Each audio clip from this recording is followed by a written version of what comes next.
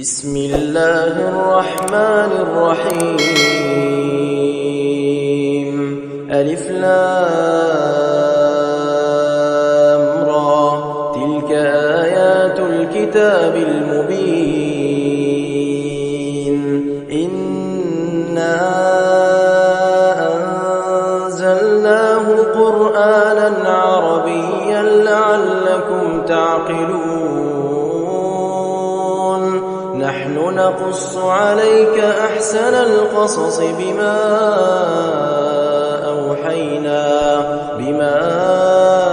أوحينا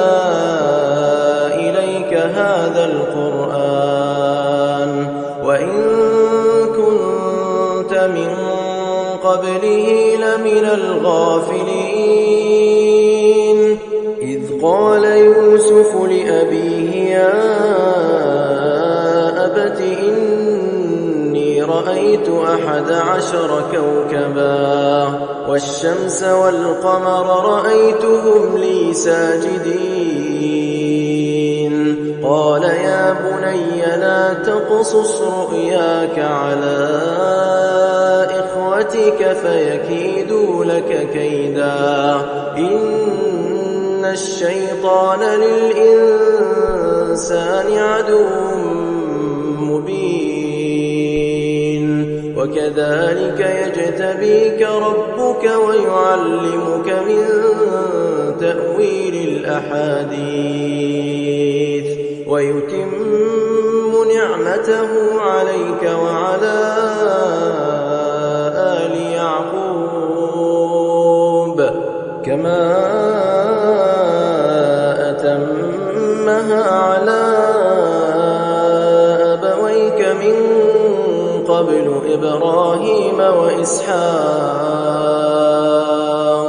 إن ربك عليم حكيم لقد كان في يوسف وإخوته آيات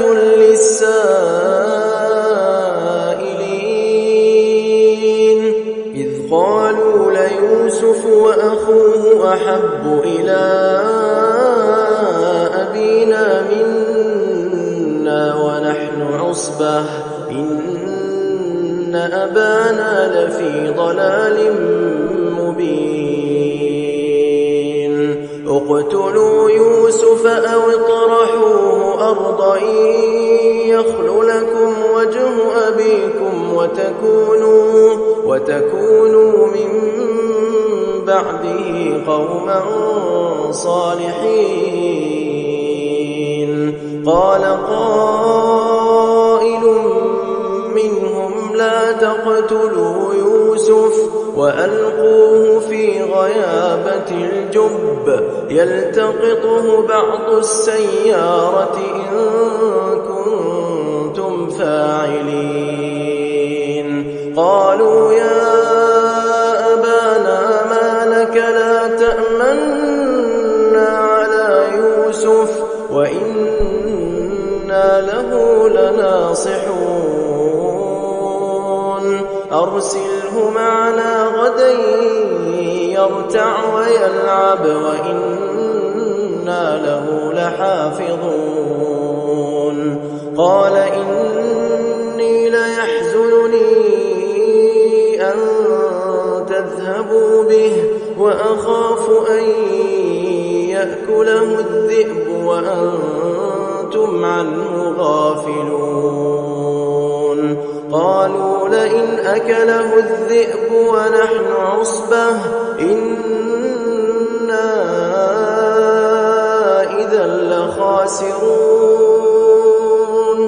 فلما ذهبوا به وأجمعوا أن يجعلوه في غيابة الجب وأوحينا إليه لتنبئنهم بأمرهم هذا وهم لا يشعرون وجاءوا أباهم عشاء يبكون قالوا قالوا يا أبانا إنا ذهبنا نستبق وتركنا يوسف عند متاعنا فأكله الذئب وما أنت بمؤمن لنا ولو كنا صادقين وجاءوا على قميصه بدم كذب قال بل سولت لكم أنفسكم أمرا فصبر جميل والله المستعان على ما تصفون وجاءت سيارة فأرسلوا واردهم فأدلى دلوه قال يا بشرى هذا غلام وأسروه بضاعة والله عليم بما يعملون وشروه بثمن بخس دراهم معدودة وكانوا فيه من الزاهدين وقال الذي اشتراه من مصر لامرأته أكرمي مثواه عسى أن ينفعنا أو نتخذه ولدا وكذلك مكنا ليوسف في الأرض ولنعلمه من تأويل الأحاديث والله غالب على أمره ولكن أكثر الناس لا يعلمون ولما بلغ أشده آتيناه حكما وعلما وكذلك نجزي المحسنين وراودته التي هو في بيتها عن نفسه وغلقت الأبواب وقالت هيت لك قال معاذ الله إنه ربي أحسن مثواي إنه لا يفلح الظالمون ولقد همت به وهم بها لولا أن رأى برهان ربه كذلك لنصرف عنه السوء والفحشاء إنه من عبادنا المخلصين واستبق الباب وقدت قميصه من دبر وألف يا سيدها لدى الباب قالت ما جزاء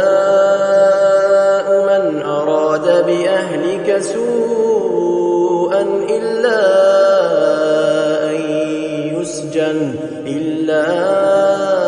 أن يسجن أو عذاب أليم قال هي راودتني عن نفسي وشهد شاهد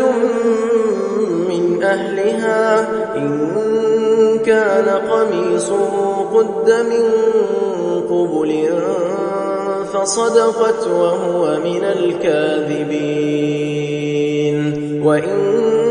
كان قميصه قد من دبر فكذبت وهو من الصادقين فلما رأى قميصه قد من دبر قال إنه من كيدكن إن كيدكن عظيم يوسف أعرض عن هذا واستغفري لذنبك إنك كنت من الخاطئين وقال نسوة في المدينة امرأة العزيز تراود فتاها عن نفسه قد شغفها حبا إنا لنراها في ضلال مبين فلما سمعت بمكرهن أرسلت إليهن وأعتدت لهن متكئا وآتت كل واحدة منهن سكينا وقالت اخرج عليهن فلما رأينه أكبرنه وقطعن أيديهن وقلن حاش لله ما هذا بشرا إن هذا إلا ملك كريم قالت فذلكن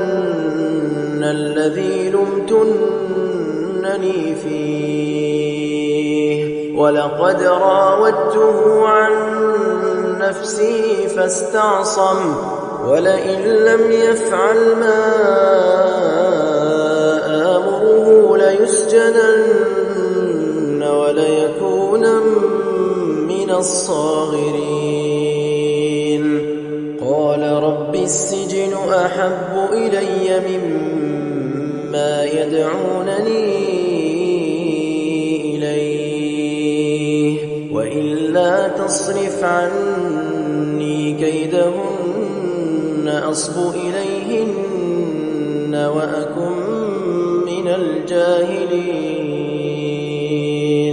فاستجاب له ربه فصرف عنه كيدهن إنه هو السميع العليم ثم بدا لهم من بعد ما رأوا الآيات ليسجننه حتى حين ودخل معه السجن فتيان قال أحدهما إني أراني أعصر خمرا وقال الآخر إني أراني أحمل فوق رأسي خبزا تأكل الطير منه نبئنا بتأويله إنا نراك من المحسنين قال لا يأتيكما طعام ترزقانه إلا نبأتكما بتأويله قبل أن يأتيكما ذلكما مما علمني ربي إني تركت ملة قوم لا يؤمنون بالله وهم بالآخرة هم كافرون واتبعت ملة آبائي إبراهيم وإسحاق ويعقوب ما كان لنا أن نشرك بالله من شيء ذلك من فضل الله علينا وعلى الناس ولكن أكثر الناس لا يشكرون يا صاحبي السجن أأرباب متفرقون خير أم الله الواحد القهار ما تعبدون من دونه إلا أسماء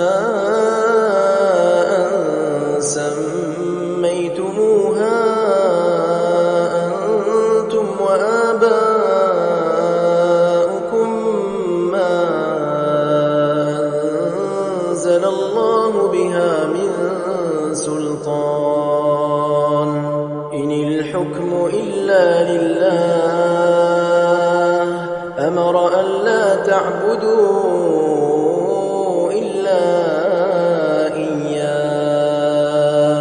ذلك الدين القيم ولكن أكثر الناس لا يعلمون يا صاحبي السجن أما أحدكما فيسقي ربه خمرا وأما الآخر فيصلب فتأكل الطير من رأسه قضي الأمر الذي فيه تستفتيان وقال للذي ظن أنه ناج منهما اذكرني عند ربك فأنساه الشيطان ذكر ربه فلبث في السجن بضع سنين وقال الملك إني أرى 7 بقرات سمان يأكلهن 7 عجاف و7 سنبلات خضر وأخر يابسات يا أيها الملأ أفتوني في رؤياي إن كنتم للرؤيا تعبرون قالوا أضغاث أحلام وما نحن بتأويل الأحلام بعالمين وقال الذي نجا منهما وادكر بعد أمة أنا أنبئكم بتأويله فأرسلون يوسف أيها الصديق أفتنا في 7 بقرات سمان يأكلهن 7 عجاف و7 سنبلات خضر وأخر يابسات لعلي أرجع إلى الناس لعلهم يعلمون قال تزرعون 7 سنين دأبا فما حصدتم فذروه في سنبله إلا قليلا مما تأكلون ثم يأتي من بعد ذلك 7 شداد يأكلن ما قدمتم لهن إلا قليلا مما تحصنون ثم يأتي من بعد ذلك عام فيه يغاث الناس وفيه يعصرون وقال الملك ائتوني به فلما جاءه الرسول قال ارجع إلى ربك فاسأله ما بال النسوة اللاتي قطعن أيديهن إن ربي بكيدهن عليم قال ما خطبكن إذ راوتن يوسف عن نفسه قلن حاش لله ما علمنا عليه من سوء قالت امرأة العزيز الآن حصحص الحق أنا راودته عن نفسه وإنه لمن الصادقين ذلك ليعلم أني لم أخنه بالغيب وأن الله لا يهدي كيد الخائنين وما أبرئ نفسي إن النفس لأمارة بالسوء إلا ما رحم ربي إن ربي غفور رحيم. وقال الملك ائتوني به أستخلصه لنفسي فلما كلمه قال إنك اليوم لدينا مكين أمين. قال اجعلني على خزائن الأرض إني حفيظ عليم. وكذلك مكنا ليوسف في الأرض يتبوأ منها حيث يشاء نصيب برحمتنا من نشاء ولا نضيع أجر المحسنين. ولأجر الآخرة خير للذين آمنوا وكانوا يتقون. وجاء إخوة يوسف فدخلوا عليه فعرفهم وهم له منكرون. ولما جهزهم بجهازهم قال ائتوني بأخ لكم من أبيكم ألا ترون أني أوفي الكيل وأنا خير المنزلين. فإن لم تأتوني به فلا كيل لكم عندي ولا تقربون. قالوا سنراود عنه أباه وإنا لفاعلون. وقال لفتيانه اجعلوا بضاعتهم في رحالهم لعلهم يعرفونها إذا انقلبوا إلى أهلهم لعلهم يرجعون. فلما رجعوا إلى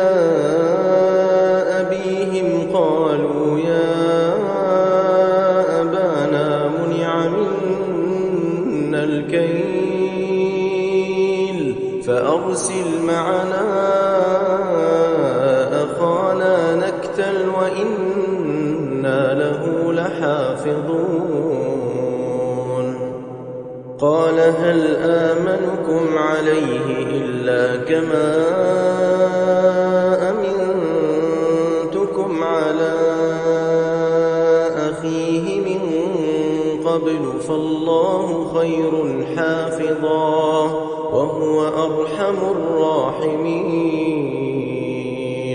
ولما فتحوا متاعهم وجدوا بضاعتهم ردت إليهم قالوا يا أبانا ما نبغي هذه بضاعتنا ردت إلينا ونمير أهلنا ونحفظ أخانا ونزداد كيل بعير ذلك كيل يسير. قال لن أرسله معكم حتى تؤتون موثقا من الله لتأتونني به إلا أن يحاط بكم. فلما آتوه موثقهم قال الله على ما نقول وكيل. وقال يا بني لا تدخلوا من باب واحد وادخلوا من أبواب متفرقة وما أغني عنكم من الله الله من شيء إن الحكم إلا لله عليه توكلت وعليه فليتوكل المتوكلون ولما دخلوا من حيث أمرهم أبوهم ما كان يغني عنهم من الله من شيء إلا حاجة في نفس يعقوب قضاها وإنه لذو علم لما علمناه ولكن أكثر الناس لا يعلمون ولما دخلوا على يوسف آوى إليه أخاه قال إني أنا أخوك فلا تبتئس بما كانوا يعملون فلما جهزهم بجهازهم جعل السقاية في رحل أخيه ثم أذن مؤذن أيتها العير إنكم لسارقون قالوا وأقبلوا عليهم ماذا تفقدون قالوا نفقد صواع الملك ولمن جاء به حمل بعير وأنا به زعيم قالوا تالله لقد علمتم ما جئنا لنفسد في الأرض وما كنا سارقين قالوا فما جزاؤه إن كنتم كاذبين قالوا جزاؤه من وجد في رحله فهو جزاؤه كذلك نجزي الظالمين فبدأ بأوعيتهم قبل وعاء أخيه ثم استخرجها من وعاء أخيه كذلك كدنا ليوسف ما كان ليأخذ أخاه في دين الملك إلا أن يشاء الله نرفع درجات من نشاء وفوق كل ذي علم عليم قالوا إن يسرق فقد سرق أخ له من قبل فأسرها يوسف في نفسه ولم يبدها لهم قال أنتم شر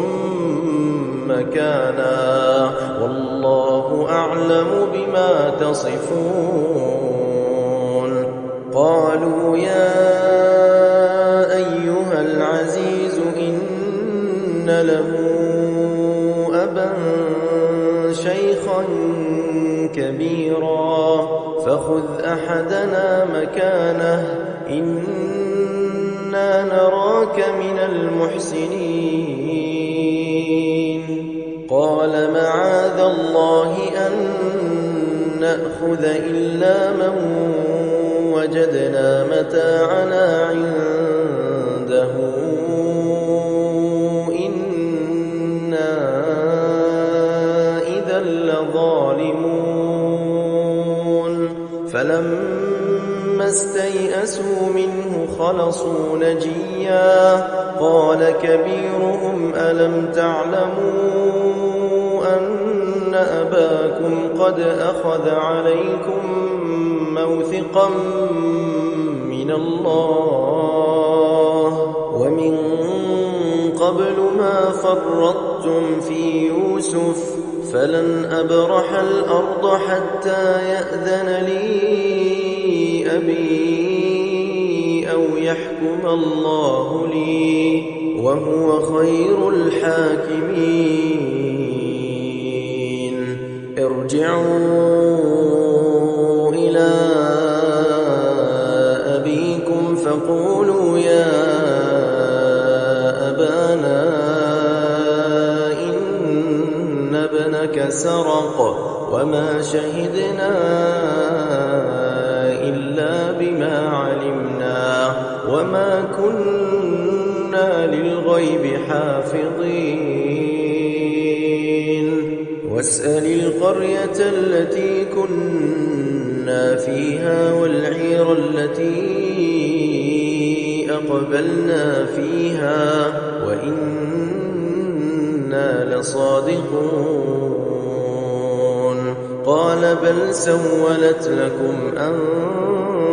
أنفسكم أمرا فصبر جميل عسى الله أن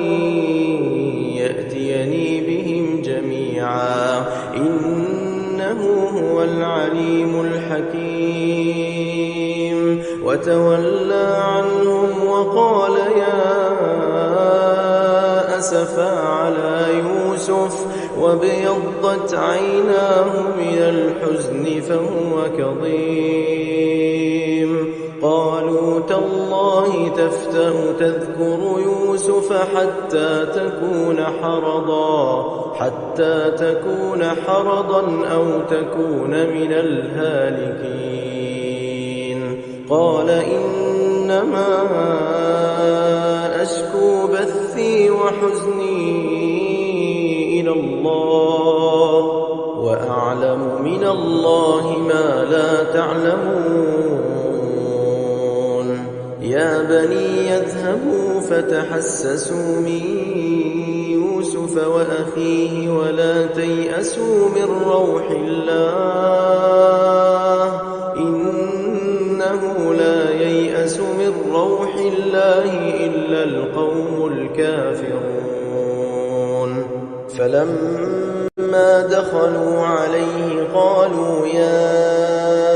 أيها العزيز مسنا وأهلنا الضر وجئنا ببضاعة مزجاة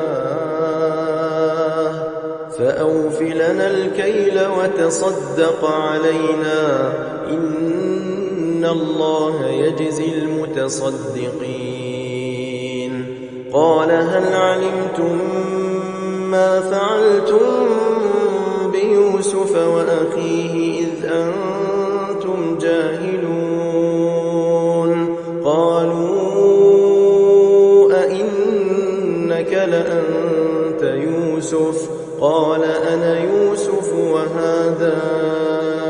أخي قد من الله علينا إنه من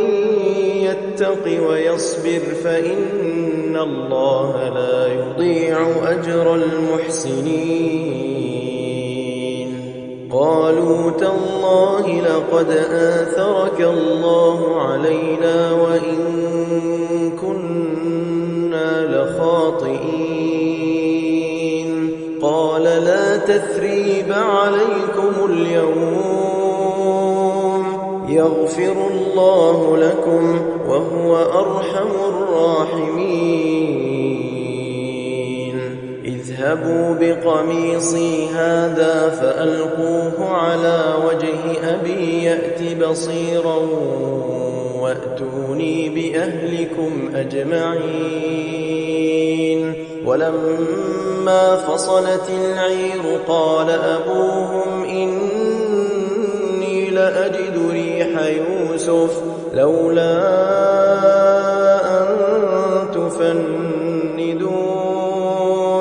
قالوا تالله إنك لفي ضلالك القديم فلما أن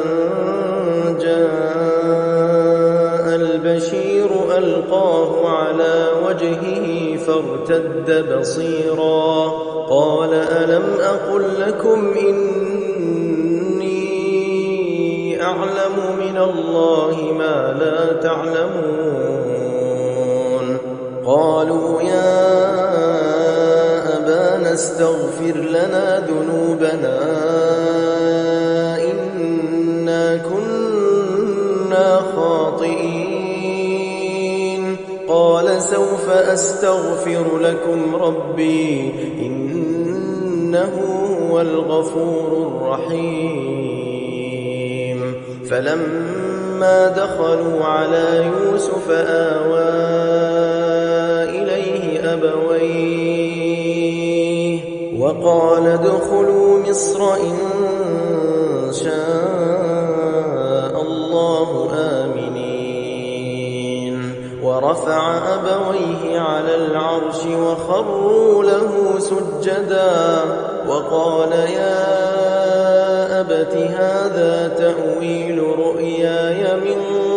قبل قد جعلها ربي حقا وقد أحسن بي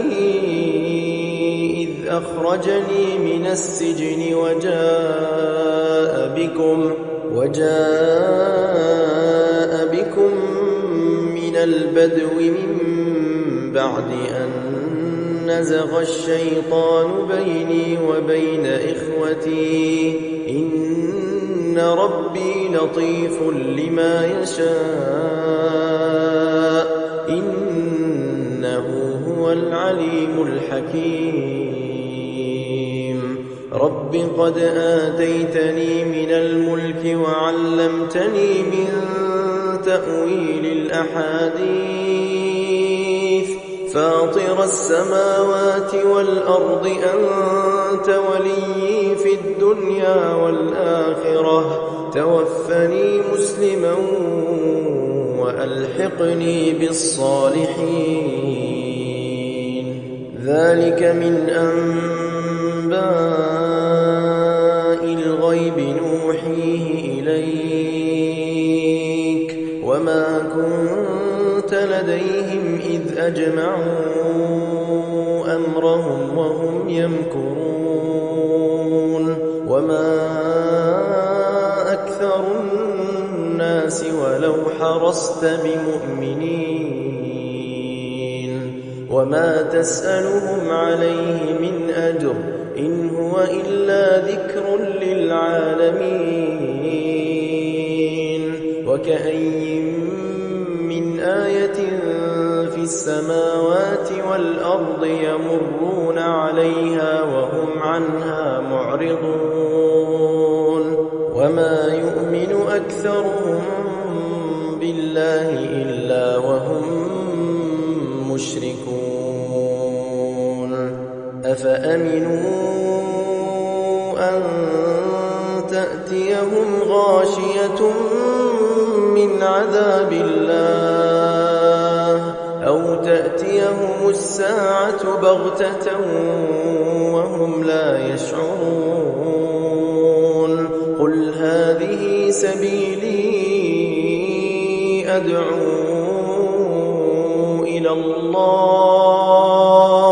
على بصيرة أنا ومن اتبعني وسبحان الله وما أنا من المشركين. وما أرسلنا من قبلك إلا رجالا نوحي إليهم من أهل القرى أفلم يسيروا في الأرض فينظروا كيف كان عاقبة الذين من قبلهم ولدار الآخرة خير للذين اتقوا أفلا تعقلون. حتى إذا استيأس الرسل وظنوا أنهم قد كذبوا جاءهم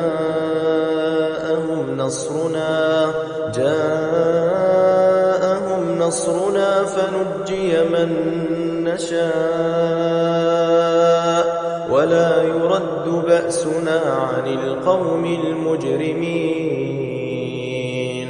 لقد كان في قصصهم عبرة لأولي الألباب ما كان حديثا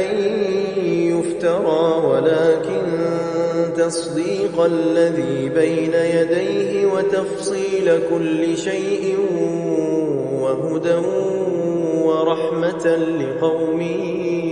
يؤمنون.